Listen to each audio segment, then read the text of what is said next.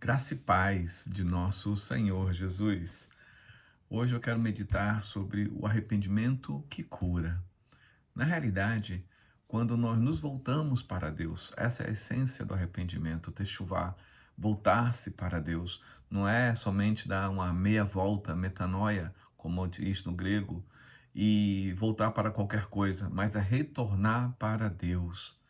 E Deus está todo o tempo criando situações para que nós nos voltemos para Ele.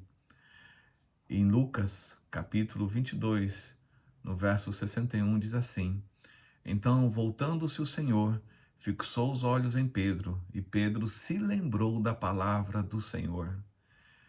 O amor de Deus por nós, através do Espírito Santo, pelas palavras de Jesus, nos faz lembrar do que Jesus disse, nos faz lembrar do que o Senhor falou, para que isso gere em nós arrependimento que nos restaure, nos levante, nos fortaleça, nos cure. E Pedro se lembrou da palavra do Senhor, como lhe dissera: Hoje 3 vezes me negarás, antes de cantar o galo. Então Pedro, saindo dali, chorou amargamente. A negação de Pedro não foi um simples deslize, foi uma queda estrondosa. Ele jurou com maldições: Não conheço esse homem. Marcos 14, 71. Não conheço esse homem. E então o galo canta pela segunda vez. Lucas nos diz algo que Marcos não registra, mas que é essencial. E o Senhor, voltando-se, fitou-o nos olhos, olhou Pedro nos olhos.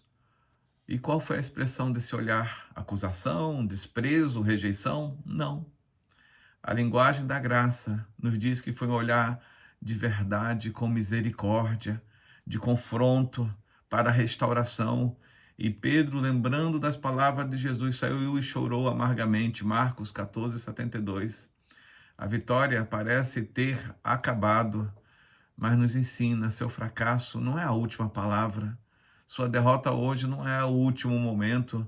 A última palavra é a graça que busca o quebrado para o restaurar, para o restituir, se houver arrependimento.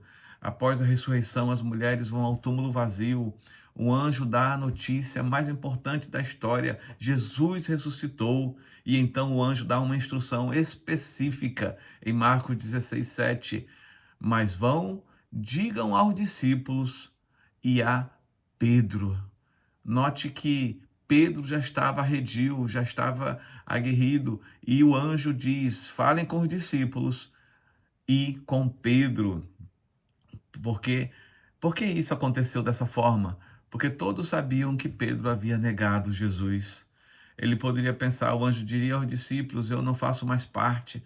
Pedro estava se sentindo um lixo, e o diabo jogando culpa na cabeça dele, e para ele não havia mais restauração, porque alguém que andou 3 anos com Jesus, fez milagres, viu o poder de Deus, e na hora mais importante nega Jesus, o diabo aproveita para terminar de enterrar. Mas só que a palavra restauradora de Jesus foi ao resgate de Pedro, sabe? E essa é a mensagem da ressurreição era para restaurar os feridos de coração, para restaurar aqueles que estão quebrados espiritualmente. Pedro, ele errou realmente, ele falhou, mas a vitória de Cristo cobre todas as falhas se nós nos arrependemos. A restauração começa quando Deus chama você pelo nome, na sua vergonha. É o que diz lá em Salmo 51, 12, 13. Restaura-me a alegria da tua salvação.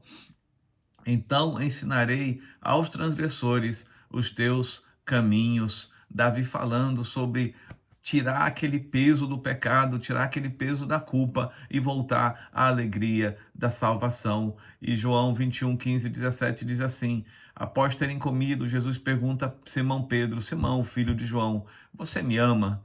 Pastorei as minhas ovelhas. Olha que coisa tremenda, Jesus não pergunta sobre o fracasso, sobre a negação, mas sobre o amor, e reconfirma o chamado. 3 perguntas para 3 negações. A graça é meticulosa e completa. Como disse Moody certa vez, Deus não procura pessoas capacitadas, Ele capacita pessoas dispostas. A maior qualificação de Pedro para o ministério não foi sua coragem inicial, mas a sua coragem de se arrepender e se voltar para Jesus novamente. E que assim seja a nossa vida nesse dia, que não importa o que esteja sendo lançado de acusação pelo diabo, que possamos nos arrepender e nos voltar para o Senhor e nos restaurar e nos reerguermos em Cristo com toda a força e ousadia, em nome do Senhor Jesus.